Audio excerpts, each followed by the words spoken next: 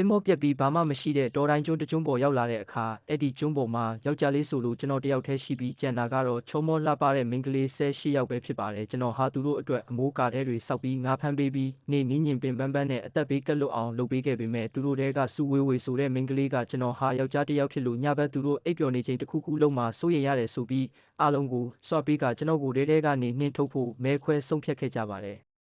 စုဝေဝေကကမ်းခြေမှာရက်ပြီးလင်ဖုံးကိုတဲကနှင်ထုတ်ဖို့သဘောစုဝေဝေကကမ်းခြေမှာရက်ပြီးလင်ဖုံးကိုတဲကနှင်ထုတ်ဖို့သဘောတူတဲ့သူတွေလက်မျိုးထောင်လိုလက်မောင်းကြီးဆန်ပြီးអော်လိုက်တဲ့အခါတပ်ပေးမှာထိုင်နေတဲ့မိန်းကလေးတွေအားလုံးစိုးရိမ်စိတ်ဝင်သွားပြီးမိန်းကလေး18ယောက်ထဲက18ယောက်ကလက်မျိုးထောင်ကသဘောတူခဲ့ကြပါတယ်ကျွန်တော်ကတော့ကမ်းခြေမှာစောင့်ကြောက်ထိုင်ပြီးငါးခုတ်နေရာကနေသူတို့ကိုတစ်ချက်လှည့်ကြည့်ပြီးဖမ်းထားတဲ့ငါးကြီးကိုလက်ကနေဆွဲကင်ကအဲ့ဒီနေရာကနေလှည့်ထွက်လာခဲ့ပါတယ်လမ်းမှာချင်းလန်းဆိုတဲ့မိန်းကလေးကရှေ့ကနေပိတ်ရက်ပြီးခဏနေပါဦးစိတ်မဆိုးပါနဲ့သူတို့စိုးရိမ်တာလဲအကြောင်းရှိလို့ပါကျွန်တော်အကြံတစ်ခုပေးမဲ့နေပါတော့အတွက်အတူတူအလုပ်ကိုလုပ်ပြီးညဘက်ကျရင်ကြောက်တုံးပေးမှသွားအိပ်ပါလားလို့လာညှိနှိုင်းပါတယ်ကျွန်တော်ကငါးကြီးကိုကင်ပြီးစိတ်ပြက်လက်ပြက်နဲ့ခမားတို့ကနေဘက်ဆိုအလုပ်ခိုင်းပြီးညဘက်ဆိုချီနှောင်ထားလို့ရမယ်အလကားခိုင်းတဲ့ခွေးတကောင်လိုချင်နေတာပဲလို့ပြောပြီးတော့အုတ်ထဲကိုတယောက်တည်းထွက်လာခဲ့ပါတယ်စုဝေဝေကတော့နောက်ကနေလက်ခုပ်တီးပြီးထွက်သွားတာကောင်းတာပေါ့အေးစေး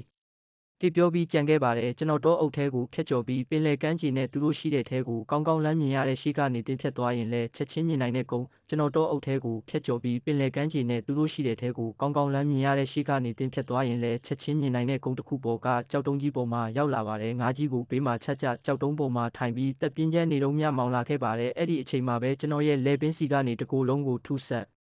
တက်ဆွမ်းတွေစီစဉ်သွားပြီးမျက်စိရှိမှအပြာရောင်စရင်အလင်းတန်းကြီးပေါ်လာကခန္ဓာကိုယ်ထဲမှာတောတိုင်းကျွန်းရှင်တန်းရေးစနစ်တစ်ခုတရဝင်းလို့ထားခဲ့ပါတယ်။အဲ့ဒီစနစ်ကြောင့်ကျွန်တော်ဟာအရာရာကိုခွဲခြားကြည့်ရှုနိုင်စွမ်းဘူးသူ့တက်ဆွဲစုံချမ်းတဲ့နေ့စဉ်ခန္ဓာကိုယ်ကြမ်းခံမှုအပြင်အစိတ်တန်ခံနိုင်ပါအစမတက်မြင့်မားလာတဲ့ထူးခြားတဲ့စွမ်းရည်တွေကိုပိုင်ဆိုင်သွားပါတော့တဲ့